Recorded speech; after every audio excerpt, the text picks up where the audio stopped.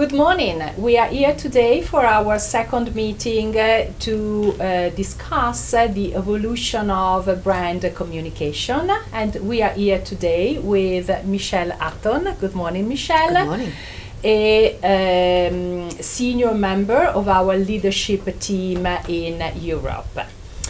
And this year, Michelle, you have been appointed to the Cannes Lion jury. So let's begin from the top.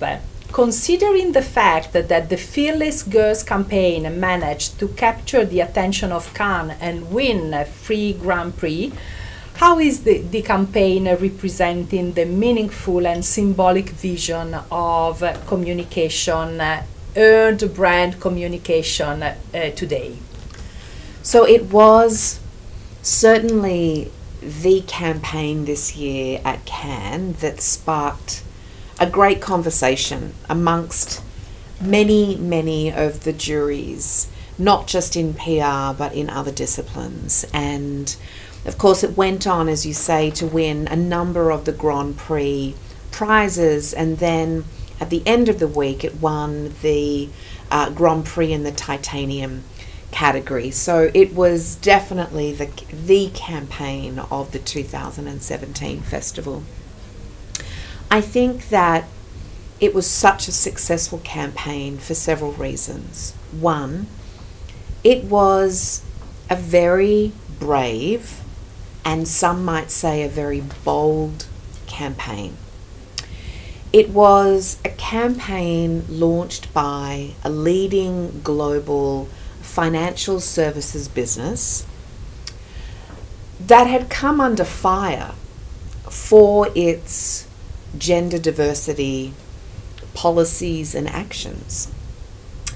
And it was a company that was willing to put a stake in the ground and say that they had not perhaps performed as well as what they should have done around some metrics when it comes to women in leadership. But they were willing to lead the way in their category. And I think particularly from the public relations jury's perspective, that was very appealing. To find a company that was brave enough to be able to say, this is not good enough, we have not performed well enough, but we are willing and determined to do something about it. And it was almost a call to action for the industry, but for the world stage to stand up and to take notice. And I think finally the really beautiful part of this campaign was the simplicity. You know, who would have thought that a statue of this young, brave girl staring down the bull on Wall Street would spark such a global movement and a conversation around the fact that this is not good enough. You know, we've all seen the footage, but you know, people now when they go to New York City, they go and see the statue. In this constant evolution of communication, where the centric approach is more crucial than ever to the core campaign strategy, why is this still not a role recognized, so the role of PR, considering that no creative campaign can survive without PR and earn-centric approach? Great question. I think you're absolutely right. You know, now all storytelling has earned centric thinking. And I think now marketers and communications professionals realize more than ever that for all brands and companies, they need to start recognizing that they need to earn the right to be a part of a conversation. You know, talking at people is no longer effective. And organizations, brands need to think about how do they become a part of the conversation? How do they become relevant? How do they position themselves as being a part of what is of interest to their consumers and their stakeholders? We like to call it culture first thinking. I think the challenge for the public relations industry is how do we ensure that we are at the table, because now I think what's happened is the marketing industry has recognized the power of what we've known for years, the power of storytelling through the news agenda, how to start a movement, how to get companies and brands participating in conversations. It's about engagement. It's about all of the things that is in our DNA.